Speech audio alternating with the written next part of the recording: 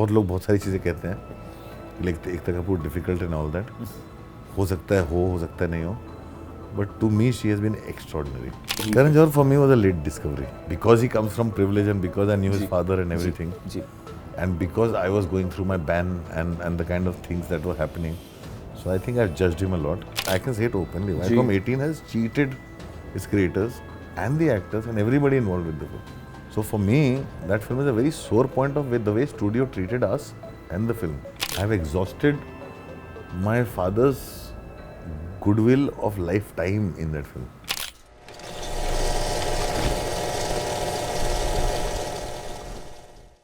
Way back, Mr. Bachchan said, "Parampara, Pratishtha, Anushasan."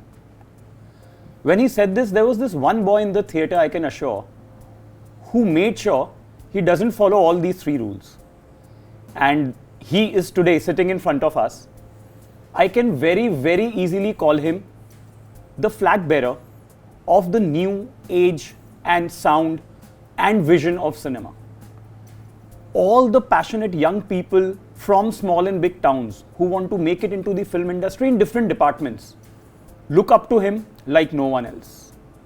Ladies and gentlemen, presenting Mr. Anurag Kashyap. Sir. Thank you. What I just mentioned, I really mean it, that I don't think you followed any rules at all, whether it is your filmmaking, whether it is your storytelling. Today, with the advent of OTT, a lot of makers, actors have got their voice where they can say things without the fear of failure. But when you started, this wasn't the case. पहली बार आपको याद है आपने पहली film कौन सी देखी थी, या फिल्म से पहला इंट्रोडक्शन आपका क्या हुआ था? पहली फिल्म कौन सी देखी? पहली फिल्म तो मुझे मतलब वेगली याद है। मैं स्कूल में पढ़ता था, कॉन्वेंट स्कूल में, और हम एज ए हम बच्चे थे तो हमको वो कुछ हॉरर फिल्म दिखाते थे, ड्रैकुला टाइप, वो जीसस की कहानी बताते थे, उस टाइप की वैसा कुछ होता था। वेगली वो याद है मेरे को, ब्लैक एंड व्हाइट छोटे से स्क्रीन पे सब बच्चे बैठ के देख रहे हैं। आपने पहली फिल्म ड्रैकुला टाइप देखी थी, खून खराबा वहां से ही शुरू हुआ? नहीं, वो ब्लैक एंड व्हाइट ड्रैकुला, पुरानी ड्रैकुला, मतलब वो जो वो दिखाते थे कि भूत से बचना है तो हाथ में क्रॉस भगवान को पकड़ के रखो। अच्छा, that was your introduction to cinema. पर मुझे याद नहीं, मुझे मतलब रफली जो याद है, प्रॉपर्ली कोई फिल्म जो मेरे को रजिस्टर हुई थी, आई वाज वेरी यंग, लेकिन आंधी एंड कोरा कागज, दे वर 2 adult, very adult films, and my parents were like surprised कि ये फिल्में तुझे ज्यादा इफेक्ट क्यों की। So you had a conversation with them when you watched the film, like वो बातचीत हुई थी पेरेंट्स के साथ? नहीं, बिकॉज मैं 2-3 बार देखी थी। हमारे यहाँ हम लोग क्या थे, हम लोग एक क्लब ओबरा, जहाँ पे मैंने वासेपुर शूट किया, वहाँ पे क्लब होता था जहाँ पे हफ्ते में 3 फिल्में दिखाते थे, बिकॉज वहाँ कोई सिनेमा नहीं था। और वो दीवार पे प्रोजेक्ट होती थी, तो जब 1-2 प्रिंट आते थे वही 2-3 बार रिपीट होते थे, तो मैंने 2-3 बार वही फिल्म देखी थी। और तकरीबन आपकी उम्र क्या थी तब आपने आंधी और कोरा कागज देखी थी? आई थिंक 5-6 साल का रहा। वाह सर, घर पे माहौल सिनेमा को लेके कैसा था? कुछ नहीं, हमारे घर पे सिर्फ एक रेडियो था, तो Vividh Bharati was our closest connection to cinema और entertainment for that matter. For entertainment, कुछ टेलीविजन भी नहीं था उस समय, तो जब मैं बड़ा हो रहा था जी, ब्लैक एंड वाइट टेलीविजन किसी एक घर में था, जहाँ पे जो चलता ही नहीं था, जहाँ पे मतलब आई थिंक 1 या 2 घंटे का ही प्रोग्राम होते थे उस समय टीवी पे। Correct, 70s, correct. वो 7 से 9 के बीच में, हाँ, कुछ 1-2 अपॉइंटमेंट व्यूइंग, फिर पूरे दिन खाली वो पट्टियाँ आती थी। तो वही होता था, और बाकी तो वो भी हमने शायद एक बार ही देखा होगा। My only connection was that the nearest city was Banaras, तो वहाँ से जो न्यूज़पेपर आता था उसमें जो फिल्में रिलीज होने वाली हैं, चल रही हैं, उनके पोस्टर छपते थे। That was my connection. और फ्राइडे को सबसे बड़े साइज के पोस्टर्स होते थे। हाँ, और एक मैगजीन आती थी सरिता। हाँ बिल्कुल। उसके एंड में होता था चंचल छाया। हाँ राइट। चंचल छाया में फिल्मों में कहानी पढ़ता था। ओह। और मेरे भाई बहन, मैं भी छोटा था जी, मेरे भाई बहन और छोटे थे जी, तो मैं उनको हर फिल्म की कहानी ऐसे सुनाता था जैसे मैंने देख रखी हो। इंटरेस्टिंग। सो नरेशन स्किल्स वहाँ से डेवलप होने लगे थे। हाँ, और भाई बहन भी दोनों फिल्म मेकर बन गए। आपकी फैमिली सपोर्टिव थी whenever you took a decision that you want to get into cinema? पढ़ाई कर ली थी? Small town India, north India, UP, you either become engineer, doctor, IAS. जी। So no, they were not. In the sense, they were supportive of like, ठीक है तुम decide करो तो जाओ ट्राई करो, बट इतना तुमको पढ़ाया इसलिए नहीं पढ़ाया। हाँ वही मतलब वो दही चीनी खिला के भेजने वाला नहीं था कि जाओ करो हम तुम्हारे साथ है, वो वाला वैसा नहीं था। वैसा नहीं था, बट था कि चलो 1 साल 2 साल ट्राई करना तो अपने आप लौट आएगा। जी जी जी। और हमारे वहाँ तो वो भी बोला जाता है कि फिल्मों में जा रहा है, हवा लग गई है, so that kind of thing. So I was very highly educated जी। एंड मेरे को बहुत पढ़ाया मेरे माँ बाप ने, और बहुत अच्छी स्कूलिंग दी और बहुत अच्छे कॉलेज में भेजा, तो उनके लिए थोड़ा सा झटका था कि मैं फिल्में बनाना चाहता हूँ और फिल्मों में जाना चाहता हूँ, तो उसमें थोड़ा टाइम लगा। कभी कभी होता है ना, कोई किताब पढ़ते हुए या सिनेमा हॉल में कोई फिल्म देखते हुए आपको ये फील होता है यार this is it, this is my calling, जो टिपिंग पॉइंट जिसको बोलते हैं, ऐसा कुछ? वो तो था, वो बहुत ही मतलब सबको पता है अभी तो। बाइसिकल थीव देखी थी मैंने, बहुत सारी डिसिका की फिल्में देखी थी जी। तो पहली बार लगा कि जैसी कहानियां मैं छुप छुप के लिखता हूँ ना, I was a closet writer वहीं पे ही हाँ, मतलब जिसके लिए टीचर बोलते हैं ये क्या लिखता है, कौन ऐसे लिखता है, कोई मैसेजिंग नहीं है, कोई अपलिफ्टिंग स्टोरी नहीं है, कोई सोशल मैसेजिंग नहीं है, कोई लर्निंग नहीं है तुम्हारी कहानियों में। सो ये कहानी थोड़ी ना, कहानी ऐसे नहीं लिखी जाती। तब के टीचर्स अब रिव्यूअर्स बन गए शायद। हाँ, तब के टीचर्स अब क्रिटिक्स हो गए। सो जब ये सब फिल्में देखी तब मैंने कहा नहीं यार, जो मैं लिखता हूँ वो भी फिल्में बनती हैं। तब बनती थी सर जब आपने ये सोचा था? Because I don't think you had a specimen कि यार अगर ये फिल्म बन गई है तो मैं भी बना सकता हूँ। The nearest was Ramu who was trying to do Ramu ji तो काफ़ी बाद में आए जी। Growing up I was not aware of the films of Shyam Benegal ji. और not aware of films of Govind Nihalani. English फिल्में तो देखते ही नहीं थे हम लोग, सिर्फ हिंदी फिल्में देखते थे। करेक्ट। हमारे लिए तो सिनेमा हॉल में जाना ही तब होता था जब अमिताभ बच्चन की फिल्म रिलीज होती थी, क्योंकि पिताजी अमिताभ बच्चन के फैन थे। तो हम लोग को जिस दिन हम लोग गाड़ी में बैठ के जा रहे हैं लखनऊ या बनारस, मतलब अमिताभ बच्चन की फिल्म देखने जा रहे हैं, तो हम लोग जाते थे फिर 6 घंटे गाड़ी में। तो it was an event. It was an event. Like most of the middle class families I think, Bachchan साहब की फिल्म है तो it became a festival in itself जब वो होता था। या मेरी मम्मी को अमोल पालेकर अच्छा लगता था, सो मम्मी चाहती थी हम लोग अमोल पालेकर की फिल्म देखने जाते थे, पिताजी चाहते थे हम बच्चन की फिल्म देखने जाते थे। जब आप आए मुंबई में, you new anyone in the industry नहीं बट मुंबई में आने का मतलब एक होता है ना, आके आप रुकेंगे कहाँ? मैं इसी मेरे को मेरा एक दोस्त था जो अभी नहीं है जी। ये वो दोस्त है जिसके ऊपर इम्तियाज़ अली ने फिल्म भी बनाई है रॉकस्टार, और एक इम्तियाज़ अली था, दो ही थे जी। तो जो मुझे मालूम है दिल्ली यूनिवर्सिटी से साथ में आए थे, और ये जो दूसरा दोस्त था उसका था कि एक मेरे पास एक जगह है जहाँ मैं रहूँगा तो वहाँ पे आके रह सकता है, तो उस कॉन्फिडेंस पे आया था मैं। लेकिन वो जगह किसी और की थी, उसने उससे नहीं पूछा था, उन्होंने कहा ये कौन है, क्यों रहेगा ये यहाँ पे। हाँ। तो फिर मैं थोड़ा सड़क पे आ गया था, till I found Imtiaz in the city. Imtiaz Xavier's में था जी। तो फिर इम्तियाज़ मिला, तो फिर मैं इम्तियाज़ के कमरे में चोरी छुपे रहने लग गया। अच्छा, वो भी लीगल नहीं था? वो भी लीगल था। एंड ये कितने दिनों का डिफरेंस था between you not okay staying there and then staying with Imtiaz? कुछ दिन या हफ्ते में? काफ़ी महीना था। तो मतलब I think by the time I found a room on rent and which I could afford was 5 months into living in Bombay. तब तक बहुत भटका था उधर। और तब आपने इमीडिएटली फिल्म सेट्स पे जाके काम मांगना शुरू किया और देयर वाज अ प्रोसेस? नहीं, थिएटर कर रहा था। और मेरे को वहीं से पिकअप कर लेते थे लोग, मतलब काम मिलने लग जाता था, गया था। I was very available free में काम करने के लिए। मुझे एक्सपीरियंस चाहिए था। करेक्ट। तो और अगर आप सेट पे रहते तो आपको खाना मिल जाता था। करेक्ट। और कन्वेंस मिलता था उस समय।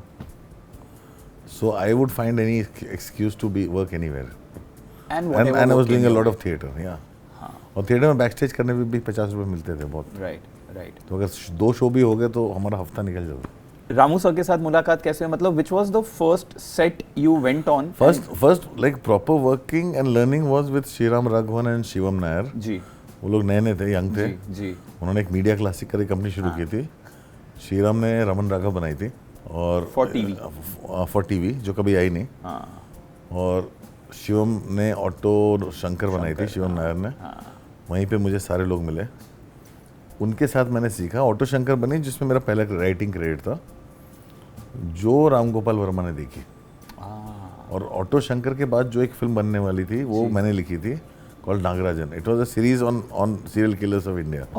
ओके। सो क्राइम सीरीज, जो डायरेक्ट करने वाले थे कमल स्वरूप जी।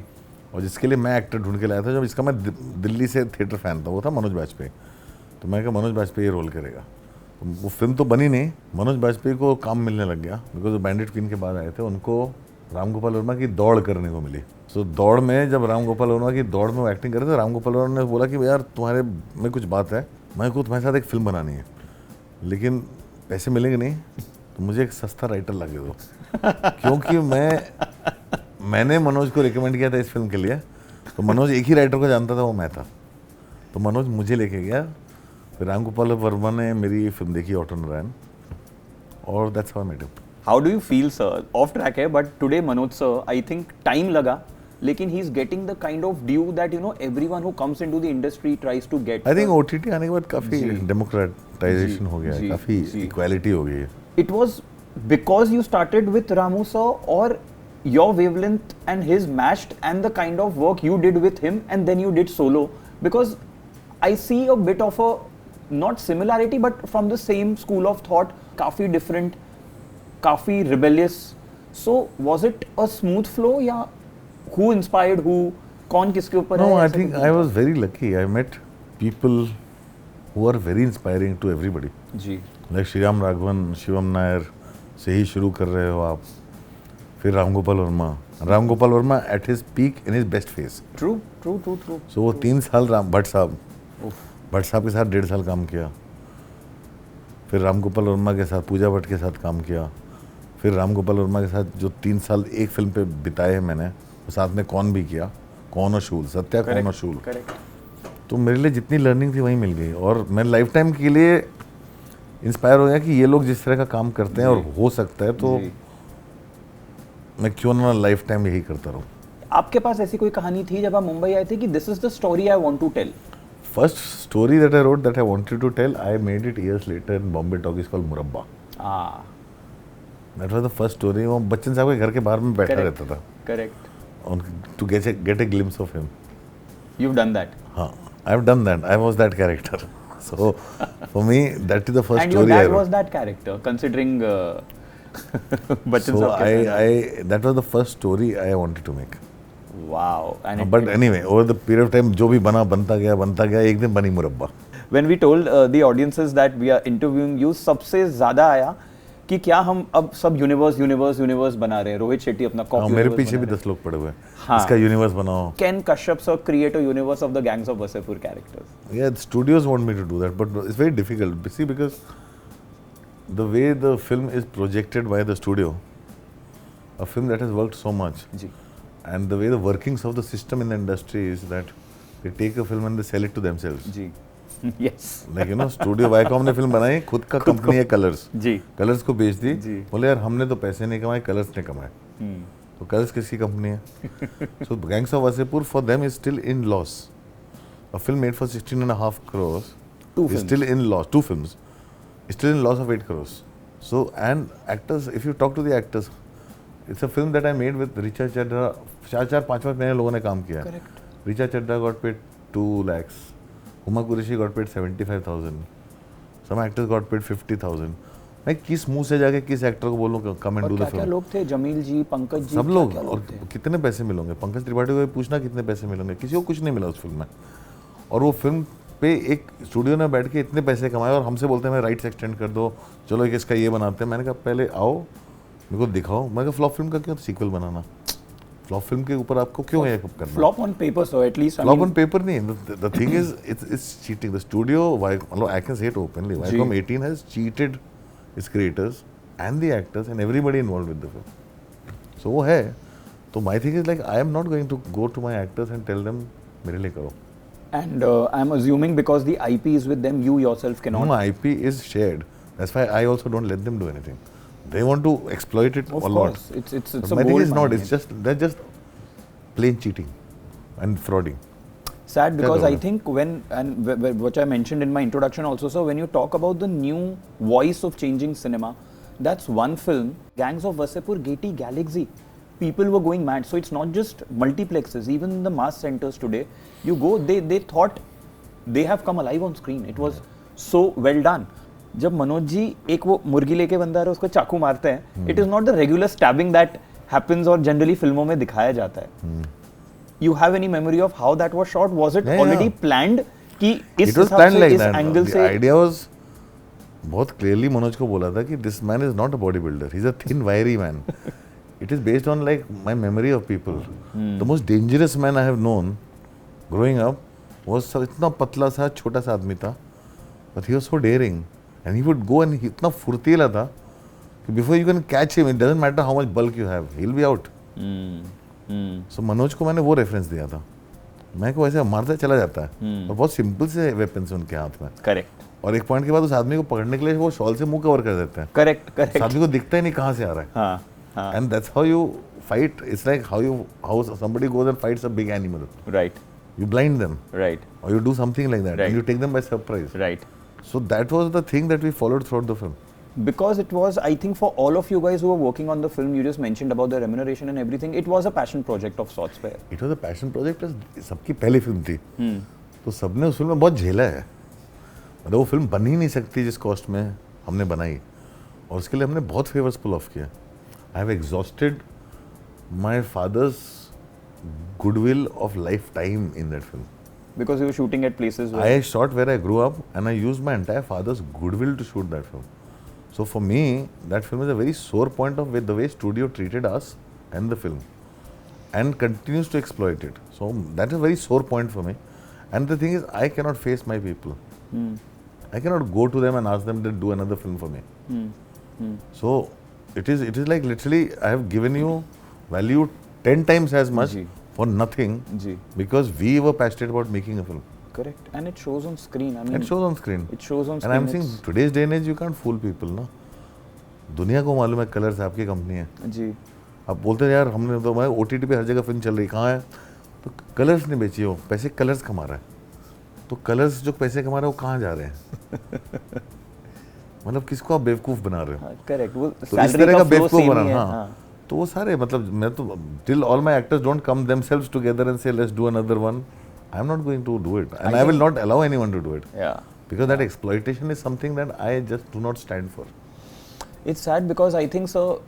I can speak this on the behalf of the audiences. Unanimously, आप जाके माइक लेके पूछेंगे ना, लखनऊ, यूपी, बिहार में पूछ लें, आप जयपुर में पूछ लें, या मरीन ड्राइव पे पूछ लें. That one film that you felt changed the way storytelling in Indian cinema has changed. For them, somehow एक सत्या थी. You were again a very strong part of it. Then Ramu sir की company भी थी. And then it was Gangs of Wasseypur for this. Like we were talking before the interview started that you've given a lot of people hope कि हो सकता है. You just need to be there. You just need to keep working. आपने बोला you were lucky enough to get good people around you. But that's given hope to so many people in smaller towns who feel कि यार ऐसा नहीं है मेरा कोई जानने वाला हो या मेरा कोई दोस्त हो मुंबई में, मैं जाके चले जाऊँगा, साफ मन से ट्राई किया, things can turn out to be. So Gangs of Wasseypur I think will be something that's gonna be very special to all of us as viewers. And I'm sure, glad for everybody. And I'm sure at least this one thing you should take back and be happy about the fact कि आपने film जिनके लिए बनाई थी उन लोगों तक वैसे पहुंची और उन लोगों ने वैसे रिसीव की है. मेरी फिल्में तो सारी पहुंची और मैं बोल रहा हूँ मेरी हर फिल्म 5 साल बाद हिट होती है रिलीज की. But so that's a sign of a cult because if I'm not wrong, even Andaz Apna Apna के साथ यही हुआ था. A lot of big films which are cults today, which is also the reason we have this show. But that's the world over. It's the world over. See, that's a phenomena. That's a world over. You know, it's like that you can't change. So pressure feel होता है कभी that now that I've done this, like you said, कि Gangs of Wasseypur is something that was career defining for a lot of people, not just you. But does it also build a certain amount of pressure कि अब तो live up करना पड़ेगा? नहीं, see, it's very different for filmmakers and actors. See, actors get work. An actor involved in a film for the duration of the shoot. Ji, correct. Right. For a filmmaker, the film starts from the writing process and ends at the release process. Ji. So for a filmmaker, एक साल में एक film बनती है. जी. At the same time, actor के लिए actor का investment छोटा होता है, right? Correct. So actors को जो benefit मिलता है, हम लोगों के साथ expectation अलग हो जाती है. जी. हम लोगों के साथ formula बन जाता है. And I have tried to run away from the formula. बिल्कुल. That was so all my life everybody like यार Gangs of Wasseypur 3 बनाओ, 4 बनाओ, 5 बनाओ, मेरे को और भी बहुत कहानियाँ हैं कहने को. Correct. And once you succumb to that formula, then that formula, same formula becomes stale one day and you become a caricature of yourself. Very quickly, I will talk about your first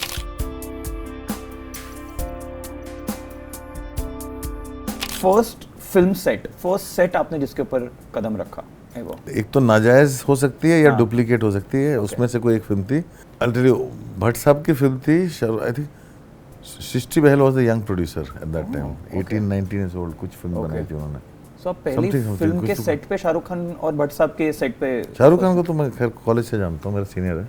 Bhatt साहब का मैं assistant था, उनकी किताबें लेके चलता था मैं। डुप्लीकेट हो सकती है क्योंकि आई रिमेंबर यश जौहर थे, यश जी थे, और मुझे मालूम है किताबें लेके मैं बाहर खड़ा था और उन्होंने सबसे पहले आके पूछा था खाना खाए कि नहीं खाया, तो साइड में रखो किताबें, खाना खाओ। So that for me was a very overwhelming moment. वो मैं करण को ही बोलता हूँ, करण को कि I remember your dad like this. वो बहुत भूख लगी थी, उसको दिख रहा था, मैं लोग खाना खाते हुए देख रहा था। Most of the people have these kind of stories for Yash uncle. It's तो मैं भट्ट साहब की किताबें लेके मैं खड़ा रहता था, घूमता था। वो जो किताबों में भट्ट साहब अंडरलाइन करते थे चीज़ें, तो मैं उसको पढ़ता रहता था। अपना और हाँ वो था। और फिर पहली बार राइटिंग की मैंने सुधीर सुधांशु मिश्रा के लिए फॉर अ टीवी सीरीज। जी जी। मैं बहुत मतलब सारे अच्छे लोगों के साथ मैंने काम किया है। पहली सैलरी 3,000 रुपये मिले थे, सुधांशु मिश्रा ने दिए, Sudhir brother. This was for writing something for him? Writing. First award was the screen award for screen award for नहीं बहुत पहले। वो मैंने टीवी के लिए कुछ शॉर्ट फिल्म आई थी, लास्ट टाइम टू महाकाली। उसके लिए मेरे को स्पेशल अवार्ड मिला था। Wow, okay. First mentor was Shivam Nair in a way. First mentor actually was Amol Gupte. Oh really? Even before Shivam Nair? हाँ, Amol Gupte was a painter जी, and a photographer and an actor जी, एंड अ राइटर। तो एज एन असिस्टेंट जो है उनके लिए मैंने लिखना शुरू किया था। सईद मिर्ज़ा के लिए वो एक सीरियल लिख रहे थे, तो उसका पहला एपिसोड था, तेजस करके सीरीज थी, राज दाइमा डायरेक्टर था, I remember. Saeed Mirza was producing it and as an assistant I was writing for him and he read my writing and इसे चलो सुनाते हैं।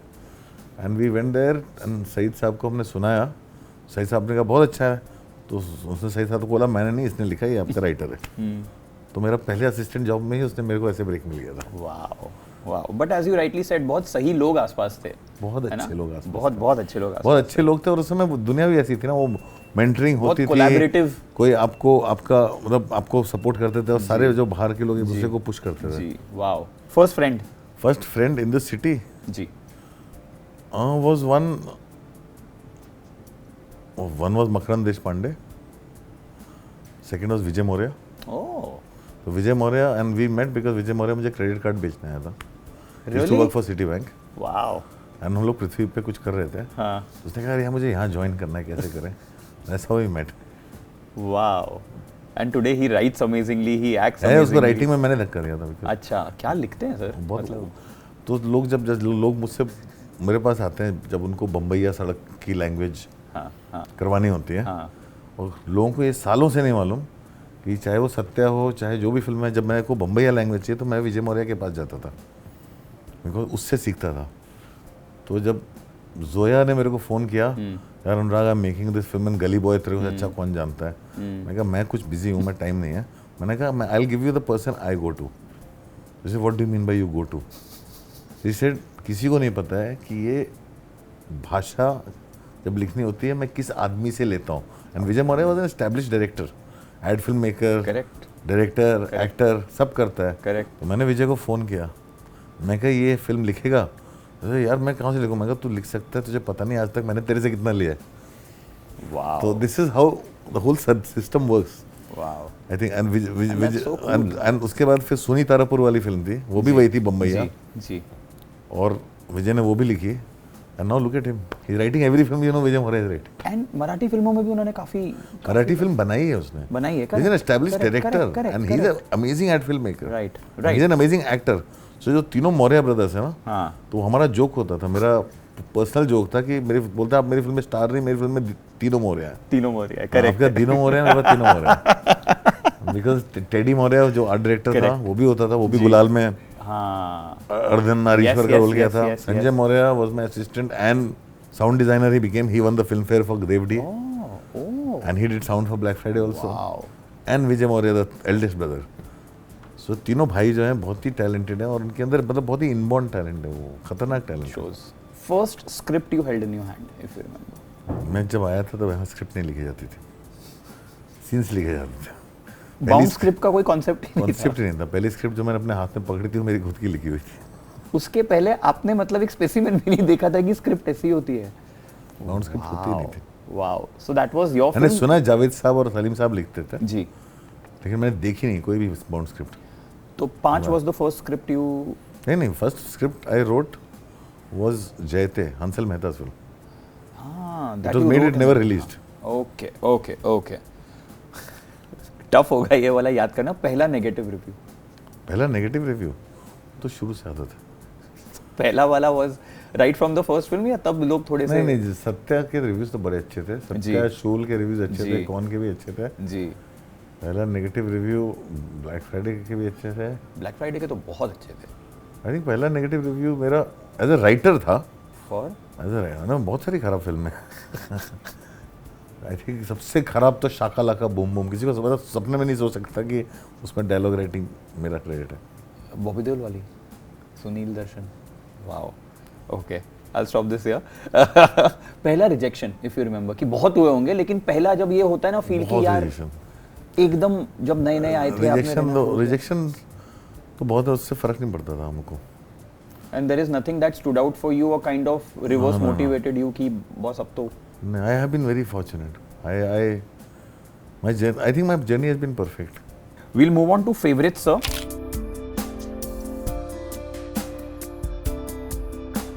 Difficult to ask this in the room that we are sitting, but your favorite film, if you have to pick one, possible hai? I'm like, I can't pick my favorite 100 films also. Is there a genre or a language you prefer? I like noir the most. And language, then it's language agnostic. It could be in any. It could be from any language. Favorite book, वो भी tough है. Do you read or you are more of watching? I read a lot. No, my house is a library. बाहर movie अंदर किताब है. Bedroom तक में library. तो again favorite किताब tough है बोलना.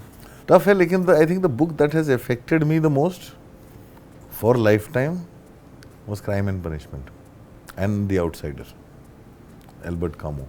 Wow. These two books, the elements of it you can see in my films always. Series, if any, you have to pick. Favorite? हाँ. Series मतलब like OTT series kind of series. Anything else. Favorite series The Wire. Clothing brand, are you a brand person at all? Clothing brand मतलब clothing brand generally is always Diesel. Shoot location. I love shooting on the streets. Or specific, like you prefer the Mumbai area or you prefer UK? बहुत लोग होते हैं Everywhere. UK. I like to shoot outside. So I don't like to shoot on the locations, sets. real locations. I like real locations, live locations, unexplored locations. Favorite actor? Favorite actor is like of all time everywhere is Daniel Day-Lewis. Musician, if you have to pick one? Ennio Morricone. Favorite producer? My best experience to work with a producer was actually Vikas Behl on Devdi. I've had good producers. Sanjay Rautre. Right. Vikas Behl was one of the best. No, Sanjay Rautre's first film was Panch. And Tutu Sharma was a great producer at that time. Oh, really? Yeah. Vikas Behl was the best producer I've worked with. Vikas Behl and his Spot Boy team during Devdi. Ji. And after that is now recently Kabir Ahuja and Ranjan Singh. And with Z Studio I've had a terrific time working. Superb.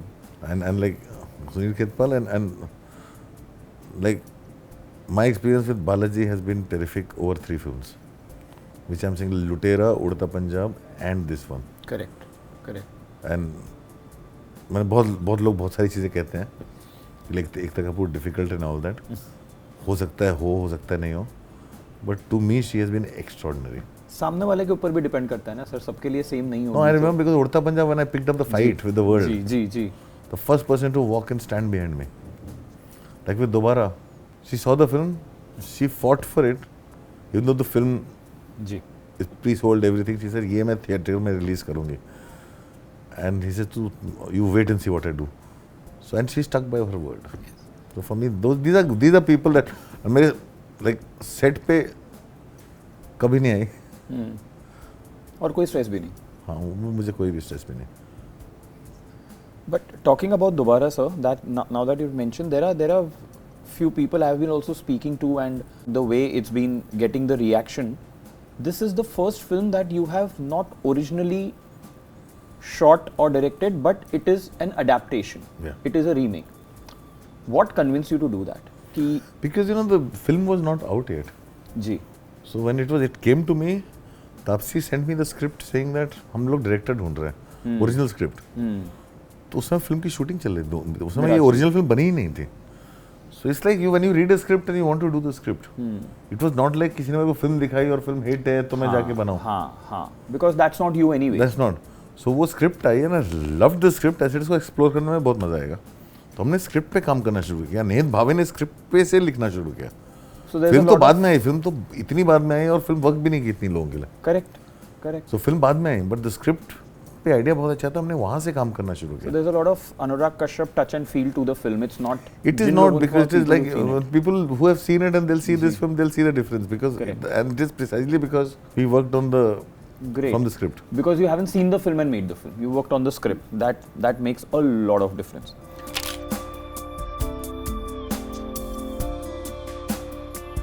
I'll quickly gonna say few names. आपको बताना है. फटाफट who they mean to you. Hansal Mehta.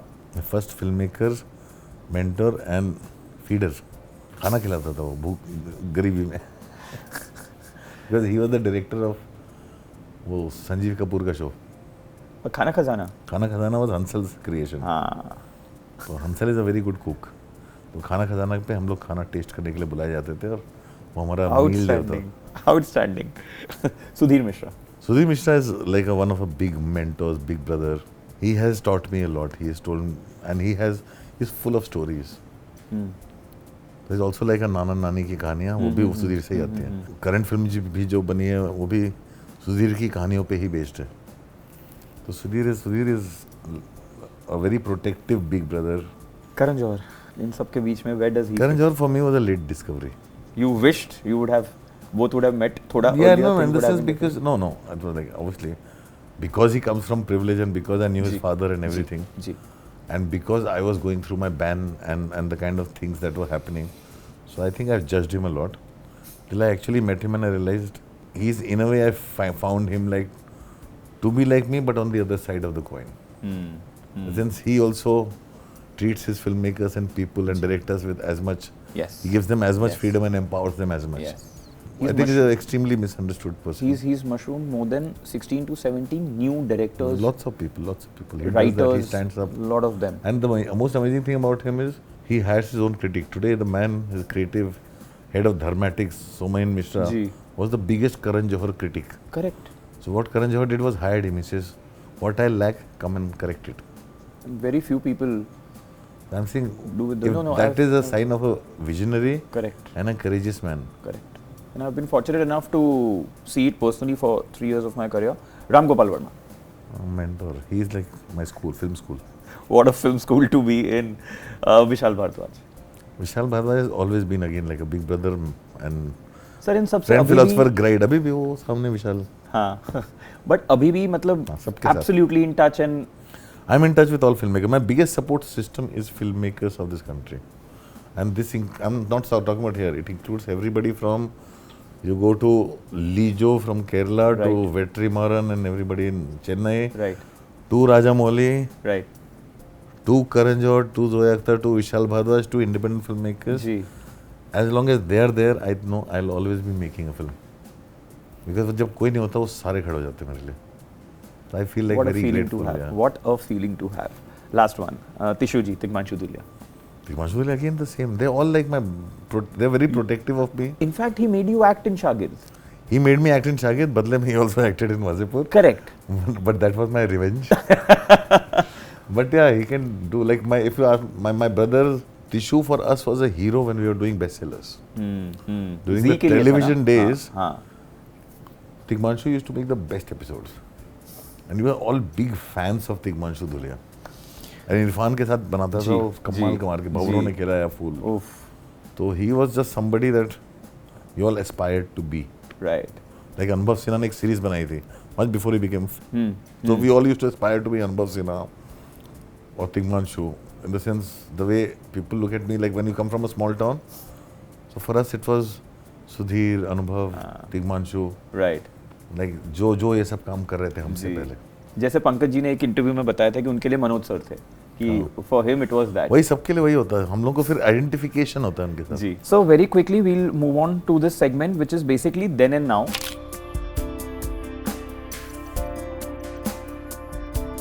When you started off, the way films were being made on set to now when you go on set, the way the setup is there. हाँ मतलब बहुत ज़्यादा ही हो गया है. एक तो हमारी इंडस्ट्री का एक और बहुत बड़ा प्रॉब्लम है, हमारे सेट पे भीड़ बहुत ज़्यादा होती है जी। वो ज़्यादातर इसलिए होती है कि एक कैमरे के साथ 6 लोग आते हैं और 6 लोग क्यों आते हैं, क्योंकि हमारे यहाँ जो इक्विपमेंट खरीदे जाते हैं सेकेंड हैंड इक्विपमेंट का इंश्योरेंस नहीं होता है। तो इंश्योरेंस नहीं होता है तो 6 लोग आते हैं, तो जो काम एक आदमी कर सकता है वो 6 लोग करते हैं। तो आप अब किसी भी क्रू साइज को बाय 6 कर लो, half the reason is because we as Indians have always tried to save money by buying second hand stuff, and we are penny wise pound foolish, so we end up paying double the money. Correct. Because set पे उतने लोग हैं तो as it is पहले shooting होती थी, हम लोग 10 लोग जाके फिल्म बना देते थे जी। आज कुछ ना करके 150 लोग होने पड़ते हैं। करेक्ट। आपको जरूरत नहीं तो भी होने पड़ते हैं, बिकॉज यूनियंस भी होती हैं जी, ये भी होती हैं, हायर भी करने पड़ते हैं जी। और ज़रूरत नहीं होती है, ज़रूरत उन्हीं 6-7-8 लोगों की होती है जो सेट पे होते हैं और काम हो सकता है। ये चीजें इनहैंस कर रही हैं कहीं भी सर, और it's only creating more? I think see some excuse is because we are so overpopulated we need to generate employment. Now that's generally an excuse given. Ji.